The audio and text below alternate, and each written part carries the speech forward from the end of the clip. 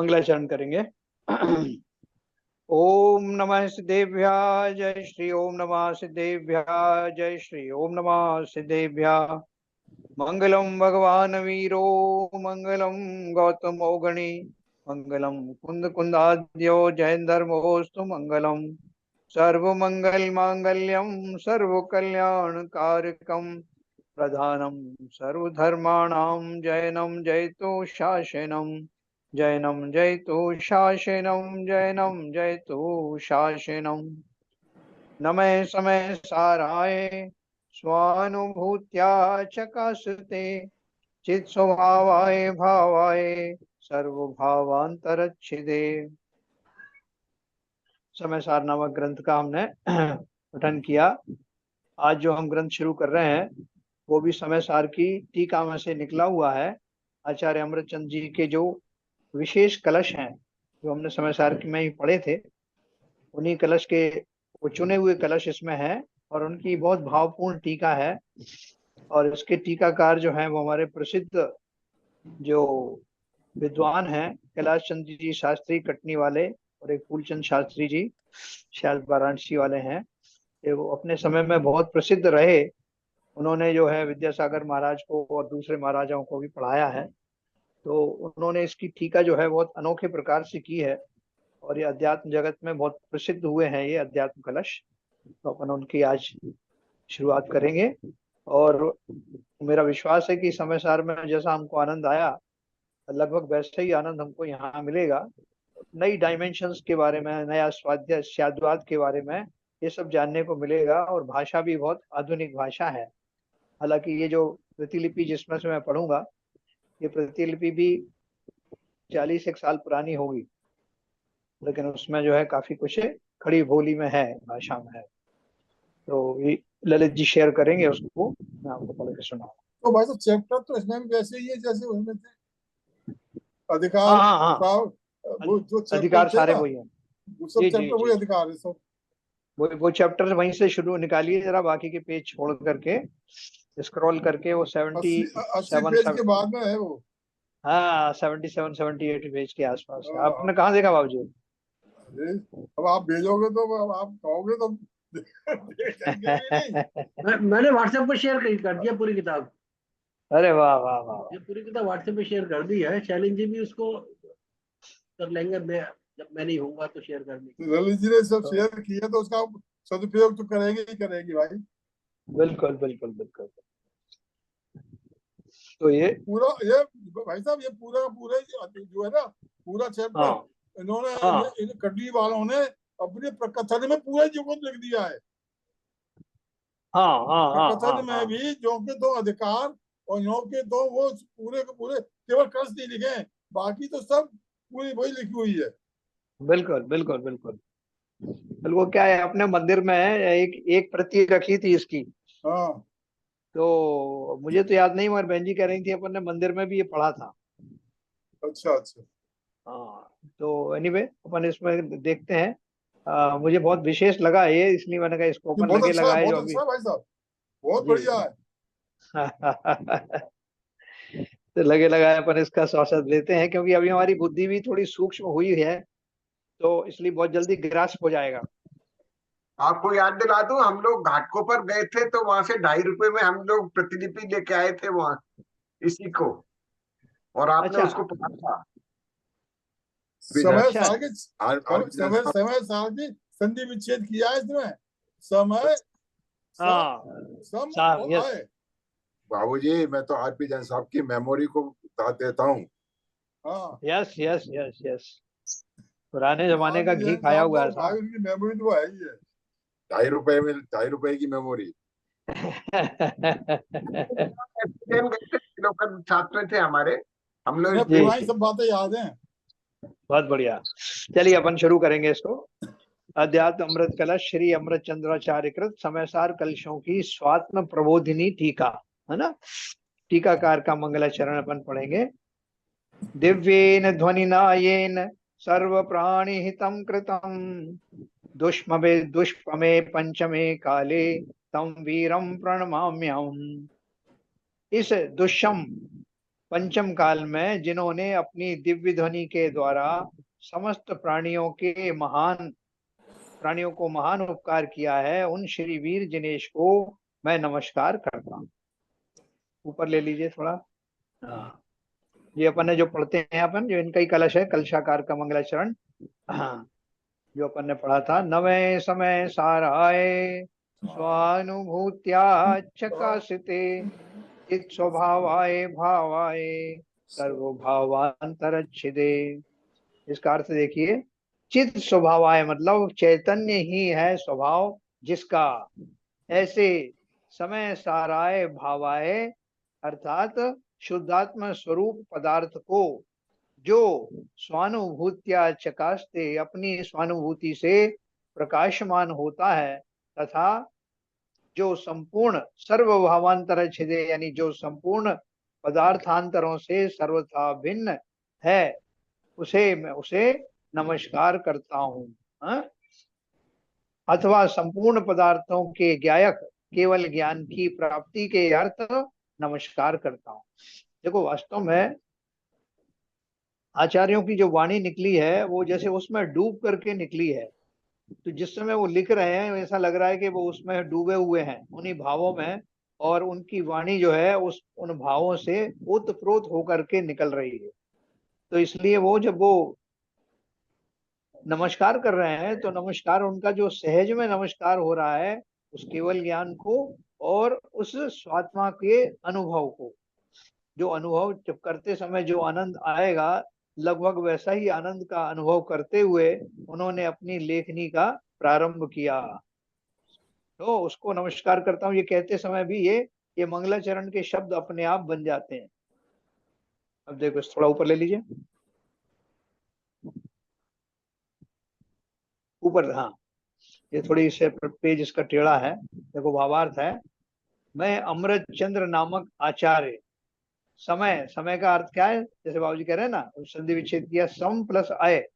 सम अर्थात अपने निज एक स्वभाव को लिए हुए, अयते यानी जाता है, परिवर्तित होता है, उसे समय कहते हैं। ऐसे उत्पाद व्यय द्रव्य स्वरूप पदार्थों में जो अपने लिए सारभूत अपने गुण पर्यायों से संयुक्त उत्पाद व्यय रूप होकर भी अपने द्रव्य स्वभाव को न छोड़ने वाला, ऐसा जो समय सार भूत शुद्ध आत्मा, उसकी ग्रंथ के प्रारंभ में वंदना करता हूँ। देखो, समय का अर्थ उन्होंने क्या बताया कि सम प्लस अय। सम अर्थात अपने निज एक स्वभाव को लिए हुए, अयते माने जाता है यानी परिवर्तित होता है, वो अर्थात अपने समता में स्वभाव रहता में है, सम माने वो समता समता। में रहता है। वो हाँ, समता समता माने में वो स्वभाव, समता में तो एक बिल्कुल। स्वभाव रहेगा। इसीलिए वो अपना ही स्वभाव जो है, जो मेन आत्मा का जो स्वभाव है, उसको सम माना है। क्या बात कही आप, बिल्कुल सही कहा आपने। देखो, समय जो है इसलिए इसके नाम से सामायिक शब्द आया है। हाँ, हाँ? बिल्कुल सही कह रहे हैं आप। ऐसे देखो, बहुत बढ़िया आपने बात कही। मतलब देखो, उस शब्द में प्रविष्ट हो गए हम, समय सार कहने में उस समय रूपी आत्म तत्व में मैं लीन हो गया। उसमें से निकल करके ही अब सारी जितनी बातें आएंगी समझ में, उससे रिलेटेड ही आएंगी। उस ग्रंथ की क्या लिखा है कि मैं उस आत्मा को, कैसा है आत्मा, जिसमें अपने लिए सारभूत अपने गुण पर्यायों से संयुक्त उत्पाद व्यय रूप होकर भी अपने द्रव्य स्वभाव को न छोड़ने वाला, ऐसा जो समय सार सबभूत शुद्ध आत्मा, उसकी ग्रंथ के प्रारंभ में मैं वंदना करता हूँ। देखो, जितने भी अपन ने जो मंगलाचरण पढ़े उसमें किसी ना किसी भगवान की वंदना करी, किसी और की वंदना करी, किसी शास्त्र की वंदना करी, लेकिन यहाँ वंदना किसकी हो रही है? जिसकी वंदना वो सब करते हैं, उसकी वंदना डायरेक्टली उस आत्मा की मैं कर रहा हूँ। ये बहुत अनुपम इसकी बात है। उसका ही मंगलाचरण, यह शुद्ध आत्मा निज के स्वानुभव से प्रकट परिचय में आता है। यह स्वयं चैतन्य ज्ञायक स्वरूप उपयोगमय स्वरूप वाला है। अन्य समय पदार्थ शुद्ध होते हुए भी जड़ स्वरूप हैं। अन्य समय पदार्थ यानी और जितने भी सामयिक पदार्थ हैं वो शुद्ध तो हैं, लेकिन कैसे हैं? जड़ स्वरूप हैं। हमारा धर्म द्रव्य, आकाश द्रव्य, काल द्रव्य, अधर्म द्रव्य, ये सारे कैसे हैं? शुद्ध होते हुए भी जड़ स्वरूप हैं। ज्ञान दर्शन उपयोग से भिन्न है। इसीलिए शुद्धात्मा का स्वरूप समय सार संपूर्ण भावांतरों, पदार्थों से सर्वथा रहित है। यद्यपि षट द्रव्यों में पुद्गल जड़ और रूपी द्रव्य है ना। षट द्रव्यों में से एक द्रव्य कौन सा है? पुद्गल द्रव्य। वो कैसा है? जड़ और रूपी द्रव्य है। धर्म, अधर्म, आकाश और काल, ये चारों भी जड़ हैं किंतु अरूपी हैं। पुद्गल द्रव्य रूपी तो है लेकिन वो भी जड़ है, और ये चारों जो जड़ हैं वो अरूपी हैं। इन 5 द्रव्यों का व्यवच्छेद यानी निराकरण तो हो ही जाता है, क्योंकि ये आत्मा नहीं है। परंतु हमारी तरह अन्य अनंत आत्माएं जो ज्ञायक स्वरूप स्वयं चैतन्य भाव को लिए हैं, उनका भी निराकरण होता है, क्योंकि वे भी हमारे लिए भावांतर हैं। मेरी निजात्मा से भिन्न है। स्वानुभूति में केवल स्वस्वरूप की ही अनुभूति होती है, पर अन्य आत्माओं की नहीं होती। अतः उनका भी यहाँ निराकरण किया है। शेष बचा जो निज शुद्ध आत्मा, उसके प्रति ही हमारा नमन अरे है ना। बस सिंपल बात है। हाँ। निराकरण का सही मतलब क्या है? एक सेकंड। निराकरण किया मतलब यहाँ पर उनकी बात नहीं हो रही है। हमें बात, जैसे कोई बोले ठीक है साहब 5 द्रव्य की आपने बात कर ली, वो जड़ द्रव्य हैं, लेकिन आत्माओं की तो बात करो ना। बाकी जितनी आत्मा है उनको उनको क्यों हटा रहे हो अलग? आप अपनी सिर्फ आत्मा की बात कर रहे हो। तो बोल रहे हैं इसलिए उनका निराकरण किया जा रहा है कि मेरे लिए, मेरे लक्ष्य में तो वो भी नहीं है। जब भी मैं चिंतन करूंगा स्व का ही कर पाऊंगा, उनका तो नहीं कर पाऊंगा। इसलिए मेरे लिए तो उनका निराकरण भी उसी तरह से किया जाएगा जैसा कि अन्य 5 द्रव्यों के प्रति किया जाता इसको डिस्क्रिप्शन बोल सकते हैं। है। डिस्क्रिप्शन नहीं, डिस्क्रिप्शन की बात नहीं है, बोल रहे हैं कि अनुभूति की बात है। स्वानुभूति में लिखा है ना, स्वानुभूति किस किस की स्वानुभूति कर सकते हो। तो उन्होंने 5 द्रव्य बता दिए कि इनकी स्वानुभूति नहीं कर सकता। तो छठवां द्रव्य जो जीव है उसकी कर सकते हो क्या? तो बोले नहीं, हम तो उसका भी निराकरण करते हैं कि छठे जो द्रव्य, जो जीव द्रव्य है, मैं सभी द्रव्यों को मैं नहीं ले सकता हूँ। उन सबका मैं निराकरण करके मात्र स्व द्रव्य को, स्व आत्मा की ही बात करता हूँ। या निराकरण का अर्थ है कि वो भी मेरे चिंतन का विषय नहीं बनते, है ना। लिखा है उन्होंने, पर अन्य आत्माओं की स्वानुभूति में केवल स्वस्वरूप की ही अनुभूति होती है, पर आत्माओं की नहीं होती है। तो उनका भी यहाँ निराकरण किया है। शेष मतलब सभी डाउटों को क्लियर करते हुए, निराकरण करते हुए अपनी निज आत्मा के ऊपर ध्यान दिया गया है। हाँ, मतलब वो सारे जितने लक्ष्य में हैं वो सब उनका निराकरण कर दिया कि इनके अलावा और कोई लक्ष्य मेरा हो नहीं सभी सकता। डाउट्स को मतलब सभी डाउट्स को अलग कर दिया। अभी आप देखो कि अगर मैं चाहूं कि मैं अपनी आत्मा का ध्यान क्यों करूं। अभी शुरू शुरू में अपन को ही लगता है, जब पहली बार अपन ने पढ़ा कि पंच परमेष्ठी भी हमारे लिए परद्रव्य हैं, तो अपने को बड़ा अटपटा लगा कि हम तो साहब उन्हीं का ध्यान करते हैं। आपने इतनी बार बोला कि सारहंत का ध्यान करो, सिद्ध का ध्यान करो, और यहाँ मना कर रहे हो। और आप अपनी आत्मा का ध्यान कर रहे हो। हमारी आत्मा तो मलिन है, तो हम तो उनकी आत्मा का ध्यान करेंगे। तो कर सकते हो क्या? किसी दूसरी आत्मा का चिंतन उसमें बैठ करके, उसमें तन्मय होकर आप कर सकते हैं क्या? नहीं कर सकते। तो इसलिए स्वद्रव्य ही मेरे चिंतन का विषय 3 काल में वही रहेगा, और कोई उसका रिप्लेसमेंट होता नहीं। इसलिए चिंतन में, चूंकि आत्मा वो मैं स्वयं ही हूँ। स्वद्रव्य की बात जब करते हैं तो स्व के अतिरिक्त और पर का चिंतन पर मैं मग्न हो करके मैं आनंदानुभूति की प्राप्ति कर ही नहीं सकता। इसलिए सब तरह से देखने के बाद निराकरण का मतलब अलग करना, दूर करना, ये दे रखा है। क्या लिखा है? अलग करना, दूर करना, ये हाँ, दूर करना ही है। हाँ बिल्कुल, निराकरण अपन जानते तो है, उसका निराकरण उन्होंने किया। मतलब वो सब हमसे अलग है, उसको उसको चिंतन वाले विषय में नहीं गिना जाएगा। जैसे बाकी हैं उनको दूर किया है, अलग किया है, ऐसे इसको भी पर आत्माओं को, पर जीवों को भी इससे अलग किया है। पर जीवों में पंच परमेष्ठी भी आ जाती है ना। क्योंकि तो सीधी सीधी बात है, जब मैं भोजन करता हूँ, मैं खाता हूँ, तो मैं ही उसका स्वाद लेता हूँ, दूसरा तो वो स्वाद ले नहीं सकता मतलब उसका। आप भी जो हमेशा बोलते हो ना कि जी। सब्जी की दुकान पे गए भिंडी लेने के लिए, और हाँ उसका हाँ हाँ निराकरण कैसे करेंगे भिंडी का? हरी हरी सब हाँ सब्जियां हैं, उसका निराकरण वहां हम्म, वो शब्द यूज हो रहा है। जैसे आप हाँ हाँ बताते हो हाँ भाई, जो जी लंबी वो भी है, लंबी वो भी है, हाँ उसमें से ऐसा होता है, तो हाँ निराकरण करके हम अपनी आत्मा को कहाँ है उसे समझना। बिल्कुल सही कहा आपने, रूल आउट जिसे कहते हैं ना अंग्रेजी रूल में, आउट, रूल आउट राइट, करते जाना। Right, you are, I mean to say. हाँ, हाँ। तो देखो, अब इसका, इसमें किसी ने प्रश्न पूछा है। यहाँ प्रश्न होता है कि मंगलाचरण में अपनी निज शुद्ध आत्मा की वंदना की, सो वर्तमान अवस्था में आचार्य अमृतचंद्र जी भी संसारी अवस्था में हैं, शुद्धात्मा तो हुए नहीं है। यदि, ऊपर लीजिए थोड़ा सा, यदि शुद्धात्मा है तो वंदना क्यों करते हैं? हाँ बस, कोई शुद्धात्मा अपनी वंदना करे ऐसा तो शास्त्र में उल्लेख नहीं है। वंद्य बंधक भाव तो दो में होता है, यहाँ स्वयं वंद्य और स्वयं बंधक है, यह कैसी बात है? क्या बोल रहे हैं उन्होंने? जैसे हम करते हैं लोकल में, हम जो है जो अरहंत की और सिद्ध की और पंच परमेष्ठी की वंदना क्यों करते हैं? क्योंकि हम वर्तमान काल में उस अवस्था में नहीं है, उन पोस्ट पर भी नहीं है, उन जैसे शुद्ध नहीं है, इसलिए हम उनकी वंदना करते हैं। तो इन्होंने प्रश्न किया, देखो बहुत बाजे प्रश्न है कि आचार्य जो है ये जिन्होंने शास्त्र लिखा है, छठवें सातवें गुणस्थानधारी हैं, अभी वो कौन से शुद्ध हो गए जो अपनी आत्मा की बात कर रहे हैं, अपनी आत्मा की वंदना कर रहे हैं? उनको भी हमारी तरह से करना चाहिए पंच परमेष्ठी की वंदना, अपनी आत्मा कहाँ से ले आए? ये प्रश्न है।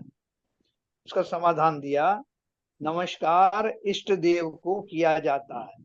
इस अध्यात्म ग्रंथ को प्रारंभ करते हुए आचार्य अपनी वर्तमान अशुद्ध पर्याय का अनुभव करके वंदना करने वाले वंदक बने।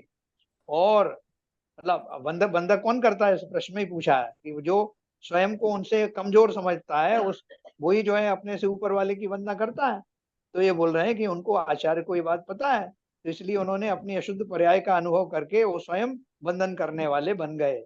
और द्रव्यार्थिक नय से वर्तमान में भी अपने आत्म द्रव्य को कर्म नो कर्म तथा राग द्वेषादि भाव कर्म से भिन्न शुद्ध चैतन्य ज्ञानानंद मानकर उस आत्मा की वंदना की।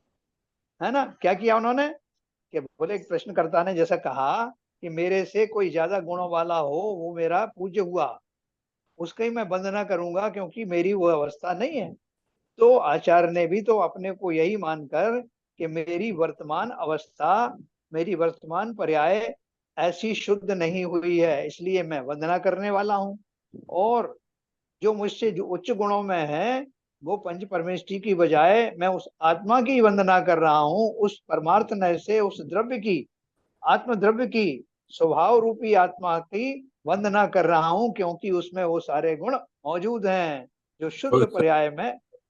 वो शक्ति रूप आत्मा का जो शक्ति रूप है उसकी वंदना कर रहे हाँ हाँ बराबर, ठीक है ना, उस आत्मा की वंदना की, अतः उसे वंद बनाया। तात्पर्य यह है कि आत्मा द्रव्य शक्ति की दृष्टि से, जो आप कह रहे हो, द्रव्य हैं। शक्ति की दृष्टि से संपूर्ण पर पदार्थों से तथा संपूर्ण पर निमित्त जन्य अपने विकार भावों से रहित शुद्ध अपने एकत्व में स्थित यस यस है ना।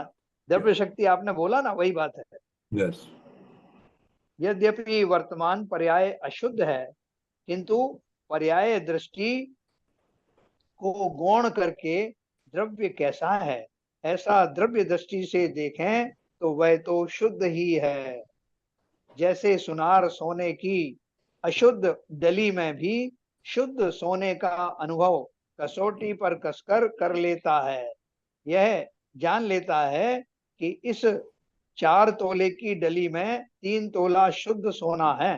और 1 तोला अन्य पदार्थों का मिश्रण है, जो सोना नहीं है, यद्यपि उसकी वर्तमान पर्याय उस अशुद्ध स्वर्ण की डली स्वरूप है, तो भी भेद ज्ञान के द्वारा, भेद ज्ञान की पैनी दृष्टि से वह शुद्ध स्वर्ण कितना है यह जान लेता है।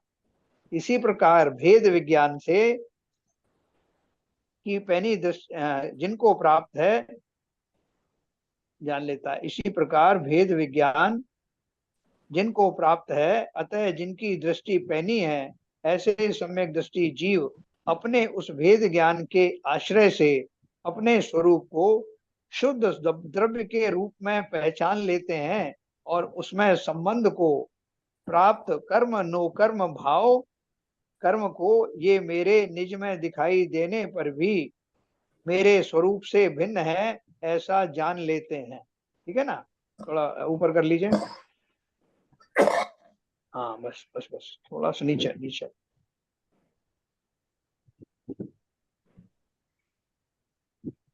और जैसे सुनार उस मिश्रण को दूर करने का प्रयत्न कर शुद्ध सोना निकाल लेता है, उसी प्रकार भेद ज्ञानी शरीर द्रव्य कर्म तथा तदुभय निमित्त जन्य रागादि भाव कर्मों को अपने स्वरूप से भिन्न जानकर उन्हें अपने से भिन्न करने का प्रयत्न यानी चारित्र ग्रहण करने रूप में करके आत्मा को शुद्ध बना लेता है। आचार्य अपनी वर्तमान पर्याय को छोड़ शुद्ध पर्याय को पाना चाहते हैं। अध्यात्मी का वही इष्ट देव है, उसी की यहाँ उन्होंने वंदना की है। देखो सुनार की जो अपन ने बात करी, सुनार ने आपसे सोना लिया, आपने बोला देखना भैया मेरी अंगूठी है ये कितनी शुद्ध है। अब वो देख रहा है तो देखते समय उसको कसौटी पत्थर पे कस करके या जैसे भी उसका अंदाज भी हो जाता है, वो ये पहचान लेता है कि इसमें कितना परसेंटेज तक वो शुद्ध सोना है और कितनी इसमें अशुद्धियां हैं। तो वो बल्कि वो उसमें कसौटी पत्थर पे आपने देखा होगा लाइन खींच के वो ये भी बता देता है कि कौन से वाली धातु इसमें मिली है। अब वहां तो वो खाली पारख ही है जिसको दोनों पर्यायों का ज्ञान है। शुद्ध दशा जैसे वो कह रहा है कि इतने परसेंट सही है और इतने परसेंट अशुद्धि है, दोनों का ज्ञाता है। और वो ये देख रहा है कि इसमें से ये अशुद्धि निकल जाएगी तो ये शुद्ध सोना किस रूप में आ जाएगा, ये उसकी पूरी दृष्टि में आ रहा है। लेकिन यहाँ तो मैं ही सुनार हूं, मैं ही सोना हूं, तो मेरी दृष्टि से कुछ भी बचा नहीं है कि मेरी वर्तमान पर्याय में कितना खोट है और कितना शुद्ध है। और वास्तविक थे तो मैं शुद्ध सारे शुद्ध द्रव्य का ही बना हूं। जैसे उस सोने में अशुद्धियां ऊपर ऊपर रहती हैं, निकाली जा सकती हैं, निकल भी जाती हैं, ठीक उसी प्रकार से अपनी उस शुद्ध पर्याय का स्मरण करके ज्ञानी अपनी वर्तमान पर्याय में रहने वाली अशुद्धियों को न केवल पहचान लेते हैं बल्कि उनको निकालने का रास्ता भी उन्हें पता होता है ना? बिल्कुल सही बात कही है। मैं स्वयं ही अपने फोटो को जानता हूँ। मेरे को मैं अगर दूसरे आत्मा का अगर स्मरण करूंगा तो दूसरे फोटो को नहीं जान पाऊंगा, स्वयं अपने फोटो को जान सकता हूँ। बहुत सही बहुत सही लिखा है। मेरे फोटो को जान लेगा, अंदर मेरे अंदर मन में क्या भरा हुआ है आप नहीं जान सकते, मैं ही जान सकता हूँ। बिल्कुल बिल्कुल बिल्कुल सही कहा आपने।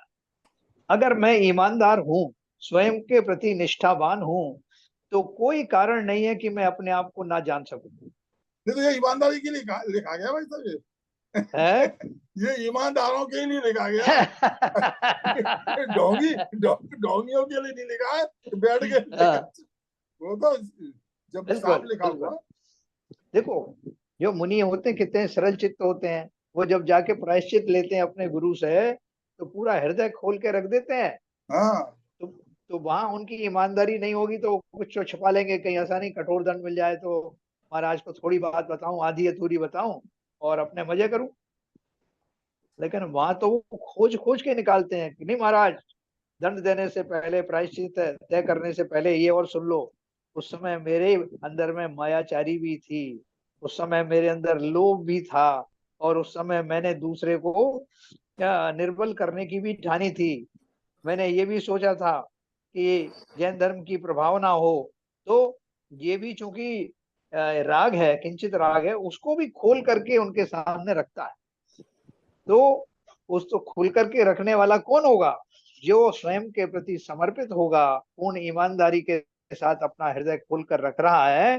प्रायश्चित, जिसको कड़े से कड़ा प्रायश्चित चाहिए, जिससे वो अपने उन पश्चातापों से मुक्त हो सके। ठीक उसी प्रकार जैसे आपने कहा ना कि उस समता में आने वाला जीव, सच्चा सुनार बनने वाला जो जीव है, उसको अपने अंदर की अशुद्धियों का पूरा पूरा न केवल ज्ञान होता है, बल्कि उनको निकालने का उसको प्रक्रिया भी मालूम होती है कि ये अशुद्धि कैसे निकलेगी। इसलिए वो शास्त्रों में बताए हुए जो तरीके हैं, उनके प्रकार 13 प्रकार का चारित्र धारण करते हैं। ठीक है सर। अतः यहाँ उसकी वंदना की है, चारित्र ग्रहण कर रूप में करके आत्मा को शुद्ध बना लेते हैं, है ना। आचार्य अपनी वर्तमान पर्याय को छोड़ शुद्ध पर्याय को पाना चाहते हैं। अध्यात्मी का वही इष्ट देव है, या अतः यहाँ उसकी वंदना की है। देखो, हम जब जरा सा भी टाइम मिले हमको, हमने मंदिर में तो बहुत पूजा पाठ किए, बहुत आगे बढ़ के अभिषेक किया, शांति धाराएं की, विधान किए, लेकिन उनमें हमारे ऐसे भाव तो आए नहीं कि मैं अपनी आत्मा के बारे में जानूं, स्वयं के बारे में जानूं कि मेरे अंदर किसी के कितनी कषाय भरी हैं, कौन कौन सी भरी हैं। तो दूसरा कोई कह दे तो मैं चिढ़ जाता हूँ, नाराज हो जाता हूँ। मैं, किसी ने मुझे अगर मानी कषाई बोल दिया, मिथ्याचारी बोल दिया, कि मायाचारी बोल दिया, तो मैं बहुत गुस्सा हो जाता हूँ और उसको 10 गालियां देता हूँ। तो अपनी तो देखो हमारे अंदर क्या है। तो लेकिन अगर मैं ही स्वयं अपने गुणों और अवगुणों का निर्धारण करूं, तो नाराजगी का प्रश्न ही नहीं होता। अपन कहते भी समझे, भैया देखो तुम खुद अपने मन से विचार करो, ये तुम्हारी गलती है कि नहीं। तो हमारी तो ईगो पास में आ जाती है, हम बोलते नहीं नहीं मेरी कोई गलती नहीं। लेकिन जो मोक्ष मार्गी हैं, उनको तो न केवल स्वयं ही अपने दोष दिखाई देते हैं, बल्कि दूसरे भी अगर उन दोषों को बताएं तो वो उनको शिरोधार्य करते हैं। इसलिए कबीरदास ने लिखा कि निंदक नीरे राखिए, आंगन कुटी छवा है। कई बार हमको अपने दोष नहीं मालूम पड़ते, तो अगर दूसरे ने बताया तो ज्ञानी जीव उनको अपना उपकारी मानता है, उनसे जो है दुश्मनी नहीं रखता। हमारे अंदर वो अभी भावना कहाँ आई है? मैं तो जरा सी आप ये कह के देखो, हम आपको 10 कहेंगे। तो देखो, इसलिए वो कह रहे हैं कि आचार्य ने यहाँ उनकी वंदना की है, अपने ही उस शुद्ध आत्मा की वंदना स्वयं ने की है। सर्व भावांतर छिदे का यह भी अर्थ है कि ज्ञान स्वभाव, ज्ञान स्वप्रकाशक तो है ही, परंतु व्यवहार नय से पर प्रकाशक भी है? पर प्रकाशक भी है ना। व्यवहार नय से क्यों कहा, ये अपन ने कई बार पढ़ चुके हैं। जब आत्मा शुद्ध पर्याय को अपने में प्रकट कर लेता है, तब संसार के संपूर्ण पदार्थ उसके ज्ञान के ज्ञेय बन जाते हैं, अर्थात उन सबको जान लेता है। आचार्य इस अर्थ में भी इस पद का प्रयोग करते हैं कि मैं अपने में उस केवल ज्ञान को प्रकट करने के लिए भी उस शुद्धात्मा का की वंदना करता हूँ, है ना। तो ये जो केवल ज्ञान प्रकट करने के लिए क्या करना पड़ेगा? देखो, जैसे मैंने आपको बताया कि पेट्रोलियम होता है ना, कच्चा तेल, क्रूड ऑयल। तो क्रूड ऑयल को लेकर के आते हैं, फिर उसकी प्रोसेसिंग करते हैं रिफाइनरी में।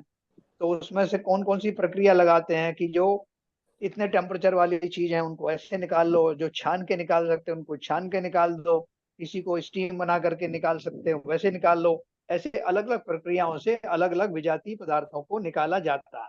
तो बोल रहे हैं कि आत्मा की उस परम अवस्था को प्राप्त तो कैसे किया जाए। वो सुनार क्या करता है, बोलता साहब इसको गलाना पड़ेगा, सोने को गलाना पड़ेगा, और इसने इतने टेम्परेचर पे गलाऊंगा, और उसमें से कितना टेम्परेचर होता है, जो चांदी का मेल्टिंग पॉइंट है या तांबे का मेल्टिंग पॉइंट है, उस तक गर्म करूंगा, जिससे वो शुद्धियां अशुद्धियां पिघल करके निकल जाए।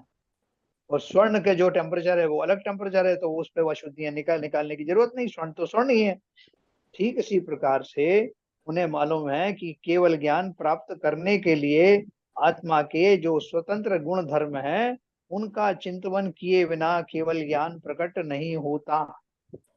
इसलिए मैं जब सवेरे पूजन करता हूँ तो पूजन पाठ प्रतिज्ञा में क्या बोलता हूँ, अपने समस्त पुण्यों को केवल ज्ञान रूपी बन्ही में न्योछावर करता हूँ। अस्मै निज्वलद विमल केवल, वो है ना। क्या है बाबूजी, याद है वो लास्ट में लाइन जो अपन बोलते हैं, अपने समस्त पुण्यों को मैं केवल ज्ञान रूपी अग्नि में आहूत करता हूँ। हाँ, लास्ट में है ना, प्रतिज्ञा पाठ में। ऐसे याद नहीं आ रहा। रोजाना बोलते हैं वैसा। है ना, बोलते हैं ना लास्ट में। हाँ, रोजाना बोलते हैं, लेकिन अभी जब जब जब बिना कोटेशन देता है तब याद नहीं रहती। हाँ, किसी को याद हो तो बताएं। हाँ, तो वो समय। केवल बोध बन्यो हाँ, पुण्य पुण्यम समग्र मैं एक महान बना जो हूं। हाँ, है ना, अपने समस्त पुण्य को, फिर से बोलिए। पुण्यम समग्र महमेक जन, लास्ट में आता है बना अस्मिन जो हूँ मैं, केवल केवल ज्ञान हूँ मैं, हाँ, केवल ज्ञान की बनी में अग्नि में अपने समस्त पुण्य को मैं न्यौछावर करता हूँ, उसकी आहुति देता हूँ। तो अब उनसे कोई पूछे कि भाई साहब, जब आपको ये सारा पुण्य उसमें न्यौछावर ही करना है, तो कमा काय के लिए रहे थे? पुण्य का उपार्जन कर क्यों रहे थे? बोलो, इसका क्या उत्तर है? जैसा वो अग्नि को कुछ कुछ ईंधन तो चाहिए, इसलिए मैं पुण्य कमा रहा था इसमें डालने के लिए, ये था क्या उसका उत्तर? पुण्य का उपार्जन तो अपने आप हो रहा था सब। अपने आप हो रहा था। हाँ, उस ये लक्ष्य। तो हुई ज्ञानी की बात, आपकी बात सही है, ये तो ज्ञानी की बात हुई कि वो सहज में ही उसके हो रहा था। लेकिन हम जैसे लोग जो उस पुण्य की जो कामना करते हैं, जो बाह्य क्रियाएं करते हैं, जो पूजन अर्चना आदि सब करते हैं, वो कह रहे हैं उससे जो पुण्य बनता है, और हमारी चाहत भी होती है कि वो पुण्य बन जाए। लेकिन अब वो जो मेरा कमाया हुआ पुण्य है, पूर्व का और अभी का, वो सब अब मैं जान गया हूँ कि केवल ज्ञान के समक्ष उन सब की क्या कीमत है। कुछ मुझे तो केवल ज्ञान प्राप्त करना है ना। नहीं, जीवन भर रुपया कमाया, धन कमाया, और अब एक मंदिर का निर्माण हो रहा है, तो आपने कहा कि साहब जो जितना पैसा मैंने कमाया है, उसमें अपना मेरा अंतिम समय आने वाला है, मैं क्या करूंगा अब इसका? मैं तो समस्त जो भी मेरे पास है धन आदि है, सबको इस मंदिर रूपी आवश्यकता में पूर्ण रूप से इसमें लगाना चाहता हूँ। तो तो उससे भाई कोई साहब, ये नहीं कहेगा। हाँ, जो जीव पुण्य कमाने के लिए ही क्रियाएं करते हैं, जी जी वो तो जी कभी जी सोच जी। भी नहीं सकते कि ये हमारा पुण्य जो है खत्म हो जाए। वो इसलिए कि वो चाहते हैं संसार में बने रहे हम, और इन हाँ पुण्य कर्म इसलिए करते हैं कि हमारे सब काम अच्छी तरीके से सामान्य रूप से संसार चलता रहे। हाँ, और हाँ, और बराबर। और और जो जो ज्ञानी है, उनका अपने आप जो पुण्य अर्जित होता है, बिना जी किसी इच्छा के, बिना निदान के, वो जी, पुण्य जो है वो उनके मोक्ष मार्ग में सहयोगी बनता है। बराबर बराबर ये दो बराबर बराबर। पुण्यों का अलग अलग अर्थ है। बिल्कुल सही कह रहे हो। तो हम जो है अपन किस कैटेगरी में आते हैं? अपन तो जो हम कहाँ तक किस स्टेज तक पहुंचे हैं, हाँ अभी हाँ ये नहीं है, हर एक को लिए बराबर नहीं हो सकते। हमारी भावनाएं किस स्टेज तक पहुंची हैं, हम कहाँ तक पहुंच चुके हैं, उसके आधार पर हम अपने को निर्णय में ला सकते बिल्कुल सही बात कही आपने, देखो। हाँ, बोलिए। हाँ, मैं असली चीज जो कहना चाहता हूँ, जो बाबूजी ने कहा, वो एक दूसरा है। मैं एक अलग से एंगल देता हूँ जी कि जब तक पुण्य मेरे पास रहेगा तब तक मैं संसार में भटकता रहूंगा किसी न किसी रूप में। लेकिन मेरा हाँ पुण्य खत्म हो जाएगा तो मेरे को इस संसार से पार जाने का भी एक रास्ता मिलेगा। मैं पुण्य पूरा हाँ खत्म हाँ, करता हूँ। बराबर बराबर है, ये एंगल भी सही है आपका, ये एंगल भी बहुत सही है। हैं। ये भी है उससे मिलता है। हाँ अगर मैं संसार में जो संसारी जो पुण्य है, जो संसार की हाँ। वांछा से पुण्य कमाया है, तो संसार भुगता ही रहूंगा। और वो हम्म। पुण्य जो अपने आप आया है, वो मुझे रास्ता बताएगा मोक्ष मार्ग जाने के लिए। यही तो भाई, यही हाँ तो आरबीएन साहब भी यही कह रहे हैं, और मैं भी हाँ, यही कह रहा हूँ। अरविंद, लेकिन कहने का बात सही तरीका है। अलग है। हाँ हाँ हाँ हाँ, हाँ। यही बात मैं भी देखो, कह रहा हूँ। सबसे सबसे बढ़िया बात क्या है कि जो हम और आप जैसे लोग हैं, हमारे मन में क्या रहता है, इन क्रियाओं के माध्यम से जो पुण्य इकट्ठा होगा। देखो, हमारी तो शांति धारा में भी यही सब लिखा है, पूरा पढ़ने के बाद हम यही कहते हैं कि मेरा कुल वृद्धि हो, मेरी धन वृद्धि हो, मेरा निरोग काया हो, भूत प्रेत आदि तो पहले ही निपटा दिए अपन ने। हाँ, तो ये हमारा क्या मान्यता है कि ये भगवान की भक्ति आदि से जो पुण्य पैदा होगा उससे सांसारिक व्याधियां तो दूर हो ही जाएंगी, और थोड़ा बहुत परसेंटेज में जो बचेगा पुण्य उनसे अपना मोक्ष का साधन भी हो जाएगा। तो हम एक ही चीज से दोनों चीजें साधना चाहते हैं, क्योंकि सब जब मोक्ष मोक्ष लगे हुए हैं तो अपन कहेंगे भैया देखो हमारे पास तो एक ही साधन है, इसी पुण्य से हमको दोनों चीज मिल जाएंगी, ऐसा हमारा विश्वास है। क्योंकि शास्त्रों में कई जगह लिखा है कि परंपरा से मोक्ष का कारण है, तो परंपरा कहाँ जाएगी, तो एक ना एक दिन मोक्ष हो ही जाएगा। हम तो इसी में लगे रहते हैं, तो हमारा वर्तमान सद जाएगा, हमारे सब जो प्रोडक्ट्स हैं फिजिकल मिलते रहेंगे, और एक ना एक दिन मोक्ष भी चले जाएंगे। तो हमारा ऐसा सोचने में कोई गलत है क्या? नहीं, बहुत गलत है। बहुत गलत है। किसी प्रकार का भी निदान, किसी प्रकार का भी निदान यह सोच करके कि मैं ये परंपरा से करूंगा तो ये हो जाएगा फलाना, ये सब जो है वो आपको गर्त में ले जाने वाला है। आपको निदान तो रखना ही नहीं है, आपके स्वभाव में रहते हुए जो पुण्य आपको मिल रहा है वही आपके उपयोगी है, अदरवाइज तो आप संसार में गर्त में ले जाने वाला है। बराबर है। तो देखो अपन सब लोग ये चीज समझ गए इस भाव को, जो जो अपन पढ़ रहे हैं, जो नमः समय सारा है उसका अर्थ पढ़ रहे हैं। सर्व भावांतरच्छिदे का यह भी अर्थ है कि ज्ञान स्वप्रकाशक तो है ही, परंतु व्यवहार नए से पर प्रकाशक भी है। जब आत्मा शुद्ध पर्याय को अपने में प्रकट कर लेता है तब संसार के संपूर्ण पदार्थ उसके ज्ञान के ज्ञेय बन जाते हैं, अर्थात उन सबको जान लेता है। आचार्य इस अर्थ में भी इस पद का प्रयोग करते हैं कि मैं अपने में उस केवल ज्ञान को प्रकट करने के लिए भी उस शुद्धात्मा की वंदना करता हूँ। भगवान सिद्ध परमात्मा जो सिद्धालय में विराजमान हैं, वे भी कभी संसारी थे और अपने समस्त विकारों का नाश कर अनंत गुणों के धाम बने हैं। वे भी समस्त भावांतरों से भिन्न किंतु संपूर्ण भावांतरों के ज्ञाता हैं, अतः वे समय सार रूप बने हैं। समय सार की वंदना से उनकी भी वंदना स्वयं ही हो जाती है। अपनी स्वानुभूति के आधार से सम्यक दृष्टि जीव उनके भी स्वरूप का समान अनुभव करता है और उन जैसा केवल ज्ञानी बनना चाहता है, अतः उनकी वंदना करता है। देखो एक बात क्या लिखी उन्होंने, भगवान सिद्ध परमात्मा जो सिद्धालय में विराजमान है, वे भी कभी संसारी थे और अपने समस्त विकारों का नाश कर अनंत गुणों के धाम बने हैं, ये अपन जानते हैं। वे भी समस्त भावांतरों से भिन्न किंतु संपूर्ण भावांतरों के ज्ञाता हैं, अतः वे समय सार रूप बने हैं। समय सार की वंदना से उनकी भी वंदना स्वयं हो जाती। कोई बोले कि साहब आपने उन सिद्धों को अरहंतों को जब तक आपका स्वार्थ रहा तब तक तो उनकी वंदना करी, और आप बोल रहे हो कि अब तो मैं अपनी आत्मा की वंदना करूंगा, तो कितने स्वार्थी हो आप? तो बोल रहे कोई स्वार्थ की बात नहीं है। जब मैं स्व आत्मा की वंदना करता हूँ, उस केवल ज्ञान जन्य द्रव्य रूपी आत्मा की वंदना करता हूँ, तो उन सब में वो सारे अरहंत सिद्ध भी स्वयं आ जाते हैं, जिन्होंने अपनी आत्मा का आश्रय लेकर के उस अवस्था को प्राप्त किया। वो समस्त जीव उसके अंदर में शामिल होते हैं, क्योंकि मैं वंदना उस पर्याय विशेष की उस द्रव्यार्थिक रूप से उस शुद्ध आत्मा की कर रहा हूँ, और जहां जहां उस तरह की आत्मा के धारी जीव हैं उन सब की वंदना सहज में ही हो जाती है। इसलिए मैंने उनकी अवहेलना नहीं की, उनकी वंदना भी हो गई। और मैं वही तो बनना चाहता हूँ, मैं उन जैसा ही बनना चाहता हूँ, और जो मार्ग उन्होंने अपनाया अपने उन जैसा बनने के लिए वही मैं भी अपनाता हूँ।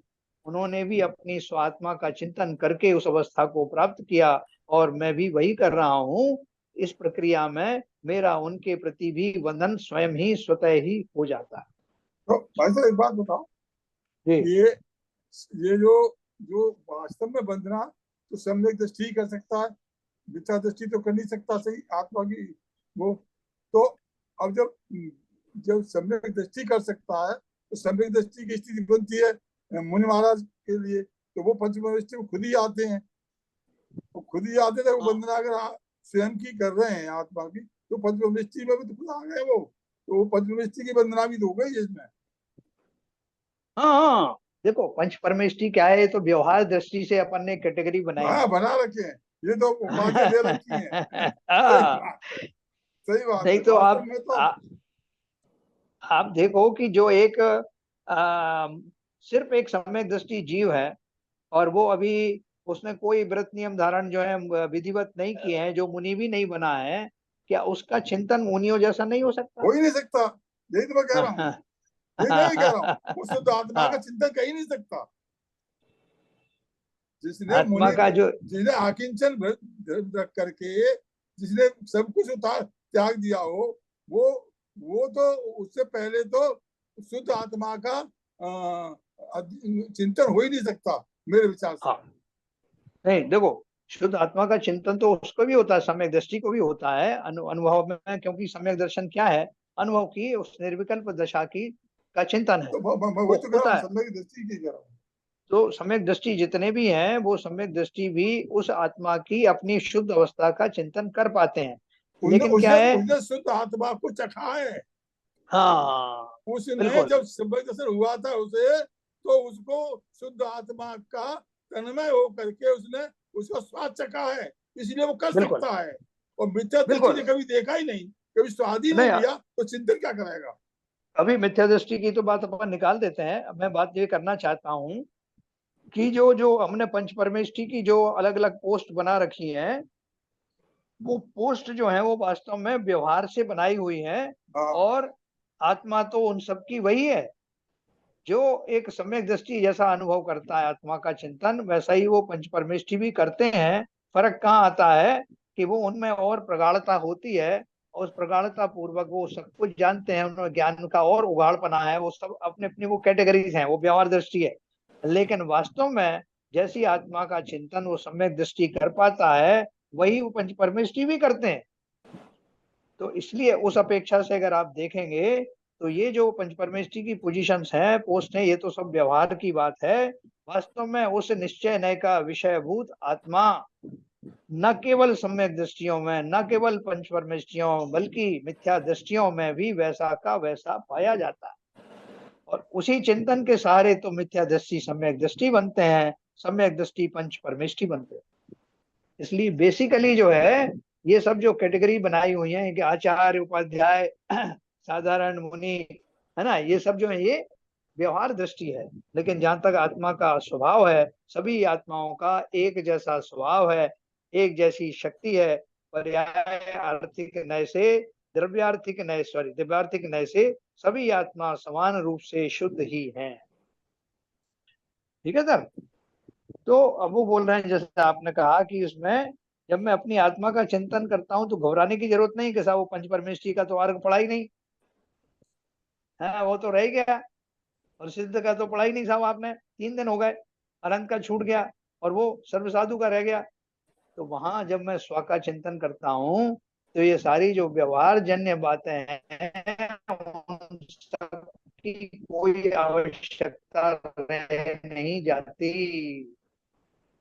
वहां पर आलम्बन लेने की जरूरत नहीं, जो समस्त नयों से, समस्त उपाधियों से परे है ना? और इसलिए उस चक्कर में मत पड़ना कि साहब ये मैं ध्यान में तो बैठ जाऊं, और आपने बोला अपनी आत्मा का चिंतन करो, वो पंच परमेष्ठी तो रह गए साहब, वो क्या कहेंगे कि हमें छोड़ दिया जब मौका आया तो वो कुछ नहीं कहेंगे, उन्होंने ही ये मार्ग हमें बताया है। ठीक है सर? तो भगवान सिद्ध परमात्मा जो सिद्धालय में विराजमान है, वे भी कभी संसारी थे, समस्त विकारों का नाश कर अनंत गुणों के धाम बने हैं। वे भी समस्त भावांतरों से भिन्न, किंतु संपूर्ण भावांतरों के ज्ञाता हैं, अतः वे समय सार रूप बने हैं। समय सार की वंदना से उनकी भी वंदना स्वयं हो जाती है। अपनी स्वानुभूति के आधार से सम्यक दृष्टि जीव उनके भी स्वरूप का समान अनुभव करता है, और उन जैसा केवल ज्ञानी बनना चाहता है, अतः उनकी वंदना करता है। अपन कैसे बोलते हैं साहब, जितने भी साधर्मी भाई हैं, उनके प्रति हमें बहुत सहिष्णु होना चाहिए, उनके प्रति स्नेही होना चाहिए, उनके प्रति समता का व्यवहार रखना चाहिए। तो ऐसे साधर्मिक व्यक्तियों की जगह पे हम ये कहें कि वो सभी शुद्ध आत्माएं जिन्होंने अपनी आत्मा को का चिंतन करना ही अपना परम लक्ष्य प्राप्त किया है, वो भी और मैं भी, हम सब एक ही समान हैं। तो उनकी भी वंदना हो गई। व्यवहार नय से उन सिद्ध परमात्माओं की वंदना इष्ट है। देखो क्या लिखा, जो मैं आपसे कह रहा था ना, व्यवहार नय से उन सिद्ध परमात्माओं की वंदना इष्ट है, और निश्चय से निज परमात्मा यानी शुद्ध आत्मा जो द्रव्यार्थिक नय से शुद्ध द्रव्य के रूप में सिद्धात्माओं के स्वरूप सम है, उनकी वंदना करते हैं। निश्चय नय से स्व की वंदना और व्यवहार नय से पंच परमेष्ठियों की या सिद्धों की वंदना करते हैं, है ना। ये हमारे व्यवहार में दिखाई देता है। ललित जी ऊपर ले यह लीजिए। अध्यात्म, हाँ थोड़ा ऊपर ले लीजिए। यह अध्यात्म शास्त्र है। मैं 1 मिनट जरा ये ईयरफोन निकाल के देखता हूँ कैसी आवाज आती है।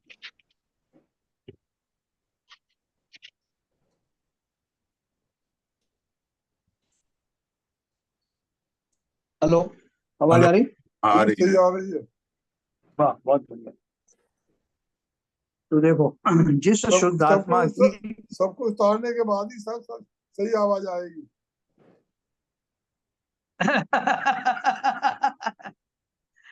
ये अध्यात्म शास्त्र है। अध्यात्म शास्त्र निश्चय नय प्रधान है, व्यवहार नय इसमें गौण रूप से वर्णित है ना। देखो ये अपन प्योर माल पढ़ रहे हैं अभी। अगर हम जो है कोई व्यवहारने का शास्त्र पढ़ते या जो है जैसे रत्नकरण शाब्काचार आदि ग्रंथ हैं उन सबको पढ़ते, तो उसमें हमारा चरणानि योग से जो दिया जाता है, ये पंच परमेष्ठी की वंदना, उसको ज्यादा जोर दिया जाता। यहाँ क्या बोला उन्होंने, ये अध्यात्म शास्त्र है। अध्यात्म शास्त्र निश्चय नय प्रधान है, व्यवहार नय इसमें गौण रूप से विद्यमान है। इसीलिए इसका निज शुद्ध आत्मा की वंदना का अर्थ ग्रंथ के अनुरूप है। कि अपन जो बाकी में मंगलाचरण करते हैं तो किसको करते हैं, गौतम स्वामी को कर दिया, देन आपके कुंद कुंदाचार्य को कर लिया। तो यहाँ किसको किए वंदना, मंगलाचरण देखते अभूतपूर्व है इसका, निज आत्मा का ही मंगलाचरण किया है। तो बोल रहे हैं कि इसकी शुद्ध आत्मा की वंदना का अर्थ ग्रंथ के अनुरूप है, तथापि गौण रूप से इष्ट देव सिद्ध परमात्मा के प्रति भी वंदना का भाव इसमें निहित है। जिसे आत्मा की पवित्रता इष्ट है, जो शुद्धता प्राप्त कर सिद्ध निष्पन्न हो गए हैं, जिनमें संपूर्ण स्वरूप की सिद्धियां हैं, असिद्धता नहीं है, जो उन आत्माओं के प्रति स्वयमेव आकर्षण होगा, अतः उनकी संपूर्ण स्वरूप की सिद्धियां असिद्धता नहीं है, उसे उन आत्माओं के प्रति स्वयमेव आकर्षण होगा, अतः उनकी वंदना भी शुभ राग है। हाँ, सो यद्यपि शुभ राग सुबंध का हेतु है, वह अशुभ राग आदि से निवृत्त कर निज के पुरुषार्थ को जगाने में कारण होता है, अतः कथनचित उपादेय है, सर्वथा हे नहीं है और ना ही सर्वथा उपादेय है। परंतु निज पुरुषार्थ जो स्वानुभूति स्वात्म ज्ञान स्वरमण रूप है, वही साधन रूप में सर्वथा उपादेय है। इसलिए अध्यात्म शास्त्र में उसे प्रमुख करते हैं बनाकर ही। देखो एक बहुत इंपॉर्टेंट बात है ये चलते चलते मैं आपको बताता हूँ कि क्या बोल रहे हैं। जिसे आत्मा की पवित्रता इष्ट है, मुझे क्या चाहिए कि मेरी आत्मा में पूर्ण पवित्रता आ जाए, मेरा एकमात्र लक्ष्य यही है। जो शुद्धता प्राप्त कर सिद्ध निष्पन्न हो गए हैं, जिनमें संपूर्ण स्वरूप की सिद्धियां हैं, असिद्धता नहीं है, उसे उन आत्माओं के प्रति स्वयमेव आकर्षण होगा, अतः उनकी वंदना भी शुभ राग। जो मैं पंच परमेष्ठी की या सिद्धों की वंदना करता हूँ, उसमें मैं कैसे करता हूँ कि धन्य है वो आत्माएं जिन्होंने इतनी दूर तक आकर मोक्ष मार्ग में पैर रखा और वो सदा सदा के लिए उस सुख के अधिकारी हो गए। मैं उनकी वंदना करता हूँ क्योंकि मुझे भी उन जैसा बनना है।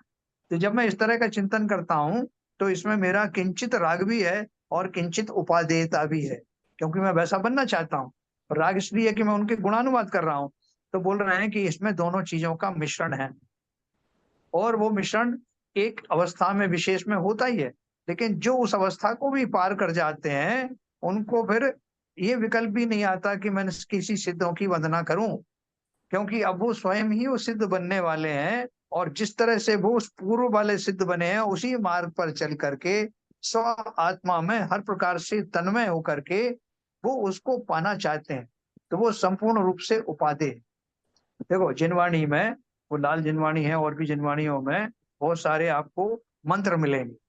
और मंत्र में क्या लिखा है कि विष को हरने वाला मंत्र है आपका, जो है किसी को वशीकरण रूपी उसके लिए मंत्र, ये बहुत सारे मंत्र मिलेंगे। फिर उसमें लिखेगा सर्व सिद्धि मंत्र, सर्व ऐश्वर्य मंत्र, ये सब मिलेंगे हैं।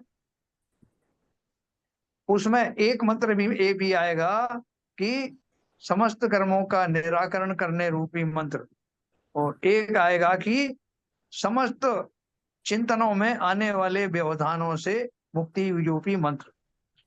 तो ये सब मंत्र लोग अपनी अपनी इच्छा से जिनको जो चाहिए वो पढ़ते हैं।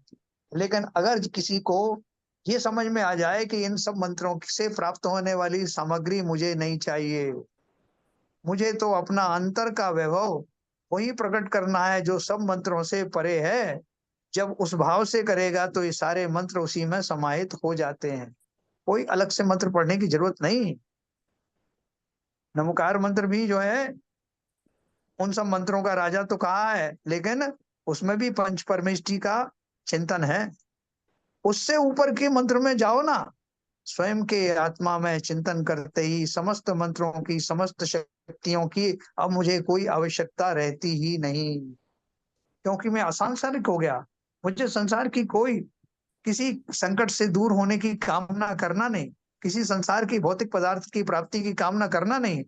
मैं तो अपने उस स्वरूप में चला जाऊंगा जहां किसी तरह की व्याधि है ही नहीं, है ना। इसलिए बोल रहे हैं कि वो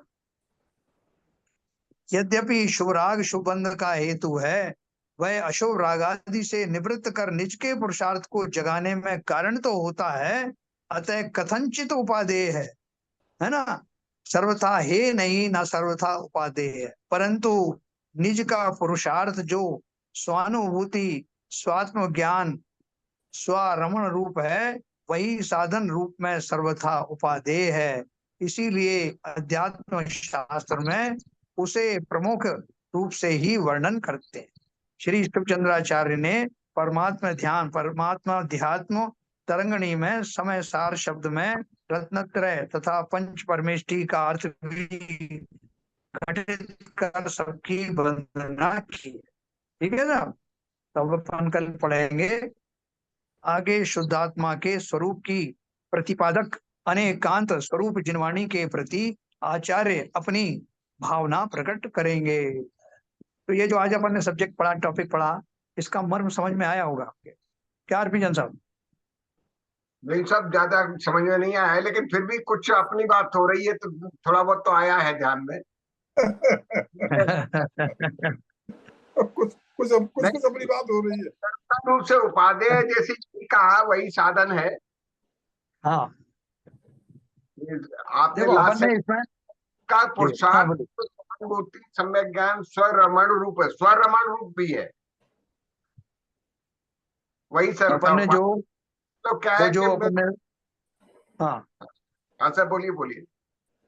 जो अपन ने ये जो पढ़ा ना, नमः समय साराय स्वानुभूत्या चकाशते चित स्वभावाय भावाय सर्वभावांतरच्छिदे, ये उसका अर्थ था सारा। ये इस मंगलाचरण में स्वयं की आत्मा का ही बंधन है। जी सर। बस आचार्य ने अपनी आत्मा का ही बंधन किया है। जी सर। और उसका इस संवाद का कंक्लूजन लास्ट की लाइन में निकाल दिया। परम उपादेय हमारी आत्मा, निज आत्मा है। परम उपादेय हमारी निज वो है। देखो, जितना जितना हमारा ज्ञान बढ़ता जाएगा, संसार के समस्त पदार्थ हमें अरमणीक लगने लगेंगे। अपन बोलते हैं कि साहब देखो ऐसा है, अब मुझे धन दौलत की जरूरत नहीं है, मैं बूढ़ा आदमी हूँ। तो बोले क्या चाहिए? बोले अब साहब मेरे को थोड़ा सा अपना स्वास्थ्य लाभ चाहिए। फिर स्वास्थ्य लाभ करते करते फिर उसके बाद में क्या होता है कि ये स्वास्थ्य लाभ भी नहीं चाहिए। वो जब समाधि मरण का समय आता है तो बोलते हैं कि अभी दूध ले रहे हो तो अब दूध छोड़ दो और फिर पानी लेने लगो। तो वो कोई उनकी जबरदस्ती नहीं होती, स्वयं में ही उनको उनकी अनुपयोगिता समझ में आने लगती। क्या करना है? ये शरीर तो कल छूटा है, आज छूटा, छूटने वाला ही है, ऐसा स्वभाव जान करके अब उसको बचाने का कोई विकल्प आता ही नहीं। तो ऐसे ही समस्त विकल्पों से दूर होते होते जब मेरा अंतर में स्व की आराधना के जीव के बीज प्रस्फुटित होते हैं, तब संसार की समस्त कामनाएं नष्टता को प्राप्त होती है। ठीक है ना? कल अपन अभी पूरा शास्त्र में यही सब भरा है, अध्यात्म और उत्कृष्ट से उत्कृष्ट बातें हैं। तो ये आप पढ़ेंगे तो आप सोचेंगे कि और इससे उत्कृष्ट क्या हो सकता। तो वो आप पढ़ेंगे तो इसका बहुत स्वाद आएगा। तो अभी समय हो गया, जिनवाणी स्तुति करेंगे। इसको बंद कर दीजिए आपके शेयरिंग को। ललित जी जिनवाणी स्तुति करेंगे। तम नाश को ज्ञान के प्रकाश को अपर भास को भानु शिव खाली है। जय हो द्रव्य जान को बंध विधि भान अपर पिछान को पारा मानी है। अनुभव बताए वे को जीव के जताए वे को कारुण्य सताए वे को भव्य और आनी है। जहाँ तहाँ तार वे को पार वे को तार वे को यही जीने वाणी है। ये जिनवाणी भारती तो दिन रहे, जो तेरी शरणा गए सो पावे सच्चाई। या वाणी के ज्ञान से सूझे लेता दो, जो वाणी मस्तक धरो सदा देते दो, सदा देते। वाणी माता की जय। जय नमोकार।